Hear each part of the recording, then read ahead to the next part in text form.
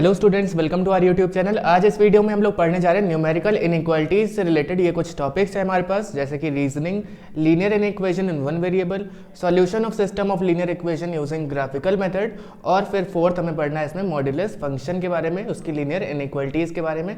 So let's start with our video.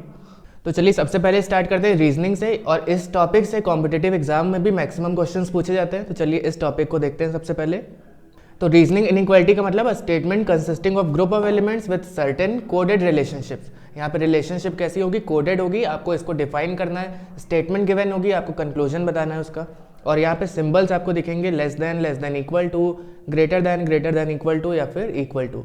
ये सभी symbols अगर आपको दो वेरिएबल्स के बीच में दिख रहे हैं तो इसका मतलब यहाँ पे रीजनिंग अप्लाई हो रही है।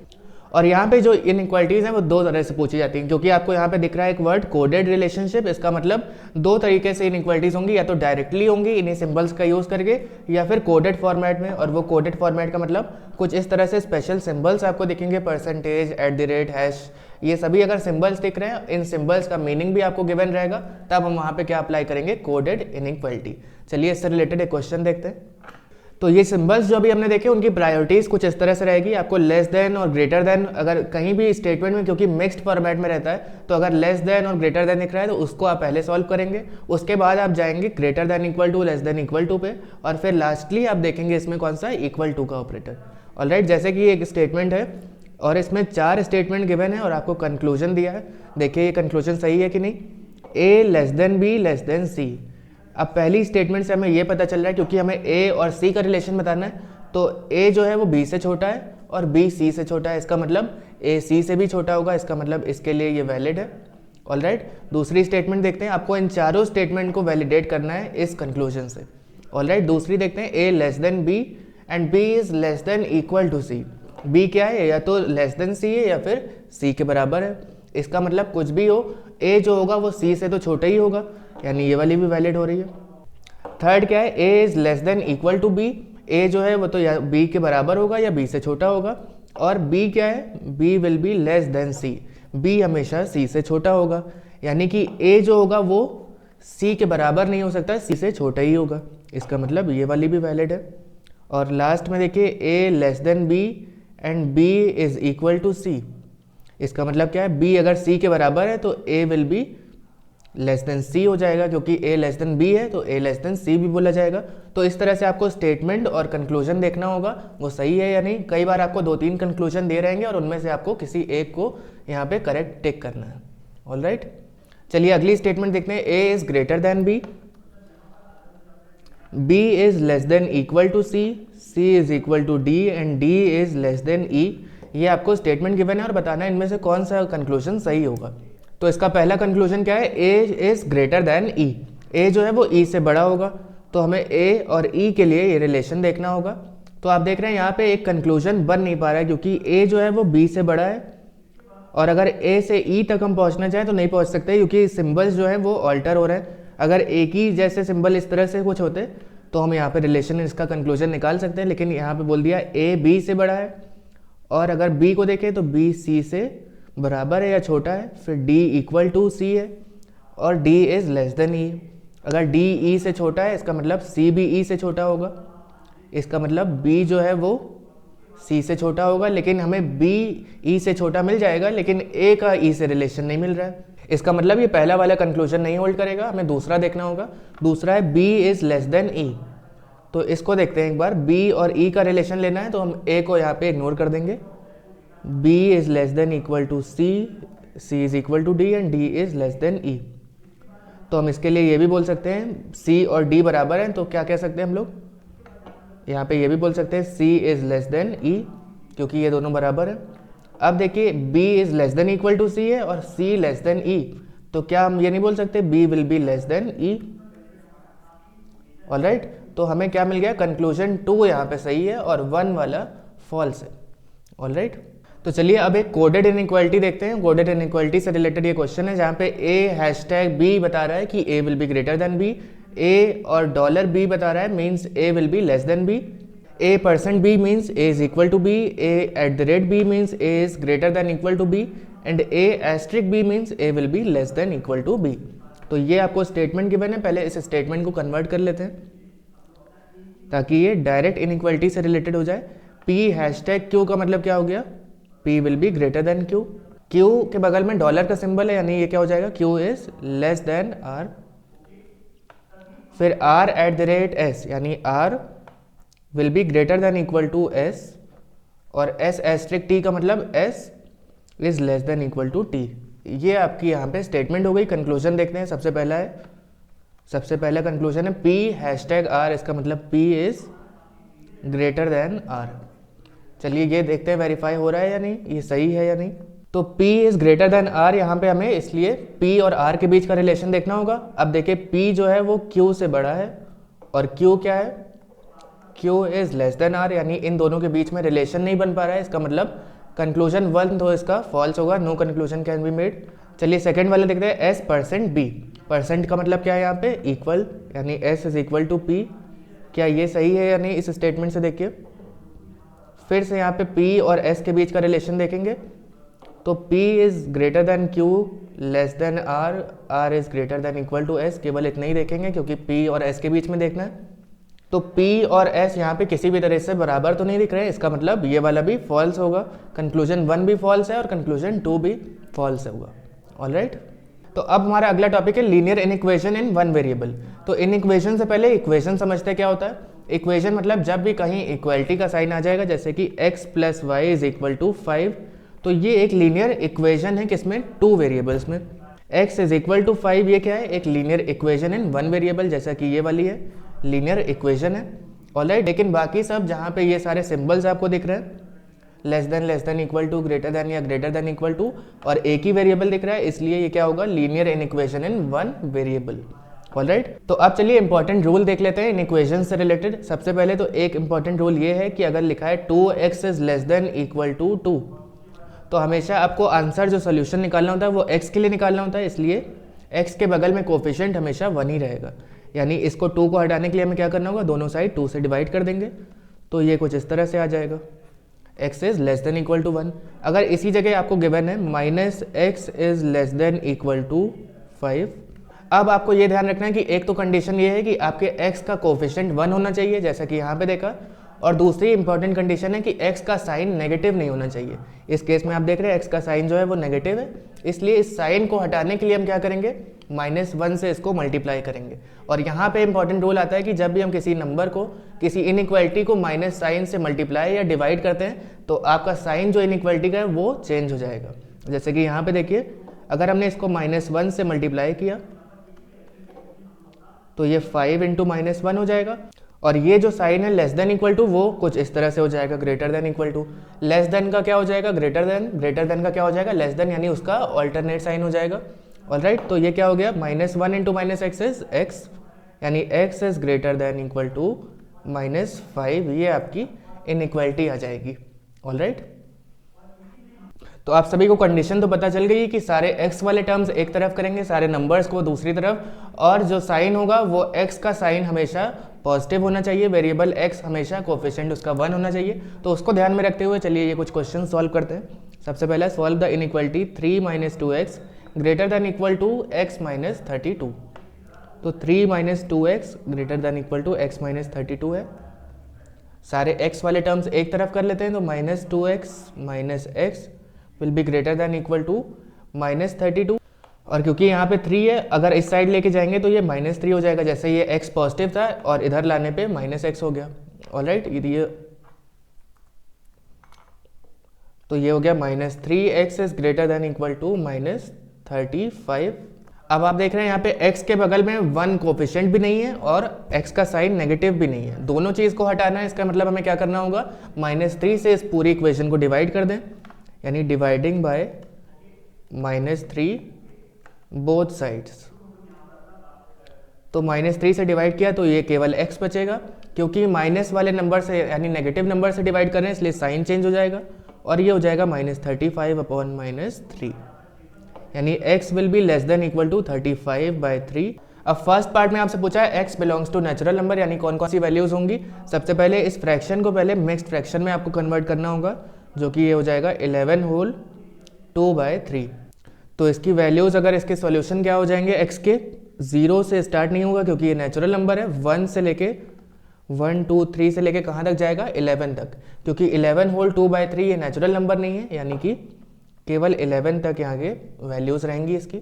सेकेंड पार्ट में क्या बोला है, होल नंबर अगर इसका सॉल्यूशन है तो सेकेंड पार्ट में क्या होगा, 0 को भी इंक्लूड कर लेंगे, यानी ये हो जाएगा सेकेंड वाला x belongs to whole number था तो क्या हो जाएगा 0 से लेके 11 तक। थर्ड पार्ट में हमसे पूछा है x बिलोंग्स टू इंटीजर्स, तो इंटीजर्स के लिए क्या हो जाएगा, अगर हम वैल्यूज़ देखें इंटीजर पॉजिटिव भी होती है, नेगेटिव वैल्यूज़ भी और 0 भी होता है, यानी यहाँ पे जो सोल्यूशन है x should be less than equal to 11 whole 2/3, यानी इसमें वैल्यूज़ क्या हो जाएंगी 11 से लेके पीछे की तरफ को सारी वैल्यूज़, यानी 0 भी होगा इंक्लूड और नेगेटिव इंटीजर्स भी। इसका मतलब कुछ नेगेटिव वैल्यूज़ भी पहले लिख दीजिए, जैसे कि -3 -2 -1, 0 भी रहेगा 1 2 3 से लेके 11 तक। ऑलराइट, ये आ गया x बिलोंग्स टू इंटीजर्स के लिए। तो अगला टॉपिक है solution of system of linear inequations. यहाँ पे आपको कई सारी लीनियर इनइक्वेशंस गिवन रहेंगी, उनको आपको सॉल्व करके एक इसका सॉल्यूशन सेट बताना है और उसके बाद उसको ग्राफिकली प्लॉट भी करना है नंबर लाइन पे। तो चलिए इसका एक क्वेश्चन देखते हैं। 2y - 3 लेस देन y + 2, और क्योंकि यहाँ पे दिया है y + 2 is less than equal to 3y + 5, तो इसको भी अलग लिख लेंगे और दोनों को सॉल्व करेंगे। दोनों से हमें y के लिए यहाँ पे वैल्यूज़ निकालनी है, तो दोनों तरफ y की वैल्यूज़ को एक तरफ कर लेते हैं। तो ये हो जाएगा 2y - y is less then 2 यहाँ पे है, अगर ये -3 उस साइड जाएगा तो क्या होगा +3, यानी y इज लेस देन 5 आ गया यहाँ से। दूसरे साइड से देखते हैं क्या हो जाएगा, ये y - 3y is less than equal to 5 - 2, यानी माइनस का 2y हो जाएगा लेस देन इक्वल टू 3, ठीक है। लेकिन यहाँ पे क्या है, माइनस का साइन आ गया, -2 आ गया, इसको हटाने के लिए हम लोग -2 से डिवाइड करेंगे, तो ये हो जाएगा y will be greater than equal to -3/2, क्योंकि 3 को जब हमने डिवाइड किया -2 से तो वो -3/2 हो जाएगा। अब दोनों का कंबाइंड सॉल्यूशन देखें तो क्या हो जाएगा, y लेस देन 5 है और y greater than equal to -3/2 है। तो ये आपकी नंबर लाइन है और आपको प्लॉट करना है y लेस देन 5। इसका मतलब 5 के ऊपर आप केवल एक सर्कल की आउटलाइन बना देंगे, ये ध्यान रखना है। अगर y less than equal to 5 होगा तो यहाँ पे डार्क सर्कल बनेगा, लेकिन क्योंकि y लेस देन 5 बोला है तो एक लाइट सर्कल की आउटलाइन रहेगी। दूसरी तरफ क्या है, y is greater than equal to -3/2। -3/2 कहाँ आएगा, -1 और -2 के बीच में, क्योंकि वो क्या होता है -1.5, तो यहाँ पे आ जाएगा, ठीक है। तो इसको हमें लेकिन क्या प्लॉट करना है, यहाँ पे एक डार्क सर्कल रहेगा क्योंकि यहाँ पे ये वाला पॉइंट इंक्लूड हो रहा है। अब हमें देखना है y belongs to real number है, इसका मतलब क्या होगा, यहाँ पे एक पूरी लाइन बन जाएगी, यानी ये सारी वैल्यूज इंक्लूड होंगी आपकी। तो अगला क्वेश्चन आपको स्क्रीन पे दिख रहा होगा, -2/3 is less than -x/3 + 1 and -x/3 + 1 is less than equal to 2/3। x belongs to real number है, x belongs to whole number है, x बिलोंग्स टू इंटीजर्स है। इन सभी के लिए आपको इसके लिए नंबर लाइन बनानी होगी, तो इसको आप खुद से ट्राई कीजिएगा। अगर कोई डाउट है तो कमेंट में पूछिएगा, ठीक है। तो अगला टॉपिक आपका inequalities regarding modulus function. Modulus function आपने पहले भी देखा होगा, और ये क्या सिग्निफाई करता है कि इसके अंदर आप कोई भी वैल्यू डालिए ये हमेशा पॉजिटिव आंसर ही देगा, यानी कि आपको अगर इसमें -1 पुट कर रहे हैं तो आपको 1 मिलेगा, अगर आपने 1 यानी कि पॉजिटिव वैल्यू ही डाली है तो आपको 1 ही मिलेगा। ऑलराइट, तो अगर वैल्यू आपकी पॉजिटिव है यानी ग्रेटर देन इक्वल टू 0 है, इसका मतलब वो वैल्यू पॉजिटिव हुई x की, तब आपको क्या मिलेगा, वो x मिल जाएगा। जैसे कि अभी बताया, अगर आपकी वैल्यू है 2 और उसका मॉड करेंगे तो आपको 2 ही मिलेगा। अगर आपकी वैल्यू है 3 तो उसका मॉड करेंगे तो आपको क्या मिलेगा, 3। इन केस आपकी वैल्यू है 0 का मॉड, तो 0 का मॉड भी 0 ही देगा, यानी जो भी आपका x है वही आपको यहाँ पे मिल जाएगा पॉजिटिव वैल्यूज़ में। और अगला केस है x इज लेस देन 0, यानी आपकी कोई नेगेटिव वैल्यू है तो आपको क्या मिलेगा, -x। अब इसका क्या मतलब है, चलिए एक एग्जांपल से देखते हैं। लेट्स से अगर x आपने लिया है -4, ऑलराइट, तो आपको क्या मिलेगा, रिटर्न क्या होगा, मॉड के अंदर अगर आपने इसको पुट किया तो मॉड ऑफ -4 क्या हो जाएगा, 4 के बराबर। हमेशा क्या देता है ये, पॉजिटिव वैल्यू। लेकिन इसका क्या मतलब है, -x, ये सजेस्ट कर रहा है आपको, ये सिग्निफाई कर रहा है कि -4 के आगे अगर हमने एक नेगेटिव साइन लगा दिया तो आपको क्या मिलेगा, यही वाली आपकी वैल्यू मिल जाएगी।